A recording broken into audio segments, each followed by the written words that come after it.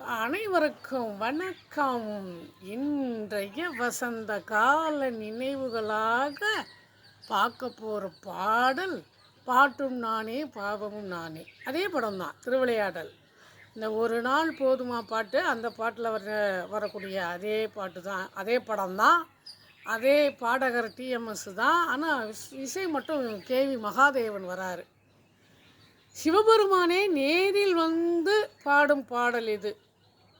அதாவது பாலபத்திரர்னு ஒரு சிவபக்தர் இருக்கார், நல்லா பாடுவார், சிவனை பாடி வழிபடுவார். ஹேமநாத பாகவதர், நான் பாண்டி நாட்டுக்கு வரேன், என்னோடு போட்டியிட்டு பாடக்கூடியவங்க யாராவது இருந்தால் பாட சொல்லுங்கள், அவங்க ஜெயிச்சிட்டா நான் அவங்களுக்கு அடிமை, நான் ஜெயிச்சிட்டா இந்த பாண்டிய நாடே எனக்கு அடிமைன்னு சொல்லி ஹேமநாத பாகவதராக நடிச்சிருக்கக்கூடிய பாலையா சொல்லுவார். இதை கேட்டு பாலபத்திரருக்கு ஒன்றுமே சொல்ல முடியல. நம்மால் பாண்டிய நாடு அடிமை ஆயிரணுமா, நான் எதற்கு என்று ஏன் சொல்லுகிறீர்கள், நமக்கெல்லாம் மேலாக ஒருவன் இருக்கிறான் அல்லவா என்று அவங்களுடைய மனைவி சொல்லுவாங்க. சிவபெருமான் இடத்துல சென்று முறையிடுவார். சிவபெருமான் பாலபத்திரருக்காகவே இறங்கி கீழே வராரு, ஹேமநாத பாகவருக்கு புத்தி புகட்டுவதற்காக விறகு வெட்டியாக ஒரு சத்திரத்தில் தங்குறாரு. அப்பொழுதுதான் இந்த பாட்டை பாடுறாரு. பாட்டும் நானே பாவமும் நானே, பாடும் உனை நான் பாட வைத்தேனே, கூத்தும் இசையும் கூற்றும் முறையும் காட்டும் என்னிடம் கதை சொல்ல வந்தாயோ. அற்புதமாக அது கர்நாடக சங்கீதம், டிஎம்எஸ் குரலில் கேட்கவா வேணும். அற்புதமானது, தேன் காதில் பாயக்கூடிய அளவுக்கு ஒரு பாட்டு இது, அருமையான பாட்டு. அதாவது பாலையா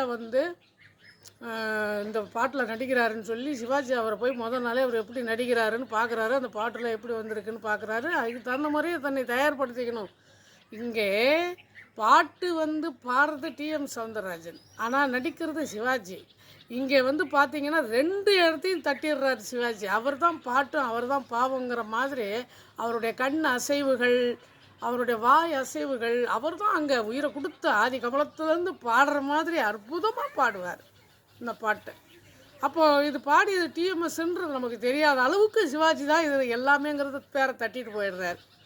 அந்த அளவுக்கு அற்புதமான ஒரு நடிப்பு சிவாஜியினுடைய நடிப்பு. அசையும் பொருளில் இசையும் நானே, இந்த உலகத்தில் அசையக்கூடிய எல்லா பொருளையும் நான் தான் இசை. ஆடும் கலையின் நாயகன் நானே, இந்த கலையினுடைய நாயகன் நானே. சிவபெருமான் தான் கலைக்கு அரசன், கலைக்கு நாயகன். அதனால் அவர் அப்படியே தத்ரூபமாக அவர் என்ன செய்கிறாரோ, அவர்கிட்ட என்ன கலை இருக்கிறதோ அதை அப்படியே அந்த பாட்டில் சொல்லிடுறாரு சிவபெருமான். எதிலும் இயங்கும் ஏக்கமும் நானே, எண்ணிசை நின்றால் அடங்கும் உலகமே, நான் அசைந்தால் அசையும் அகிலம் எல்லாமே அப்படி சொல்லுவார் பாருங்க. நான் அசைந்தால் அசையும் அப்படின்னு சொன்னால் அந்த கடல் அலை மரம் எல்லாமே நிற்கும். அப்புறம் இப்படி கண் அப்படி காட்டுவார், அதுக்கப்புறம் எல்லாமே ஆடும். அவ்வளோ அற்புதமான ஒரு நடிப்பு நடிச்சிருப்பார். அப்புறம் ஆடவா அறிவால் மனிதா உன் ஆணவம் பெரிதா, உனக்கு நீ பாடுற நல்லா தான் பாடுற, உலகமெல்லாம் பேர் வாங்குற, ஆனால் அதே சமயத்தில் உனக்கு அறிவு பெறுதா ஆணவம் பெறுதான்னு பார்த்தா ஆணவம் தான் உன்னிடத்துல இருக்குது. இந்த ஆணவத்தை குறைச்சிக்கிட்டீங்கன்னா நீ நல்லா இருப்பேன்னு சொல்லுவார். இதை கேட்டுக்கிட்டு இருக்காரு ஹேமநாத பாகவதராக நடித்த பாலையா கேட்டுக்கிட்டு இருக்காரு. ஆடவா எனவே ஆட வந்தொரு பாடும் வாயினையே மூட வந்ததொரு. பாட்டு அற்புதமாக போயிட்டுருக்கு. சத்திரத்தில் தான் எல்லோரும் கேட்டுக்கிட்டு இருக்காங்க. இந்த பாட்டை யார் பாடினது, நான் தான் சும்மா கத்தினேன், பாகவதர் தான் எனக்கு பாட்டு கற்றுக் கொடுத்தாரு அப்படின்னு சொல்கிறாரு. அப்படியா, இந்த பாட்டு இந்த ஹேமநாதர் இந்த விறகு வெட்டிக்கு அடிமையப்பா அப்படின்னு சொல்லி எழுதி கொடுத்துட்டு எல்லாரையும் கூப்பிட்டு கிளம்பிடுறாரு. இப்படி வந்த பாட்டு தான் இது. சிவாஜியினுடைய நடிப்பு, கண்ணதாசனுடைய கவிதை வரிகள், டிஎம்எஸ்னுடைய குரல், இசையமைப்பாளர் மகாதேவனுடைய இசை எல்லாம் சேர்ந்து இந்த பாட்டு அன்றும் இன்றும் என்றும் காதில் அனைவரும் கேட்டு ரசிக்கக்கூடிய பாட்டு இந்த பாட்டு. உங்களுக்கு பிடித்திருந்தால் லைக் பண்ணுங்கள், ஷேர் பண்ணுங்கள். நன்றி, மீண்டும் சந்திப்போம்.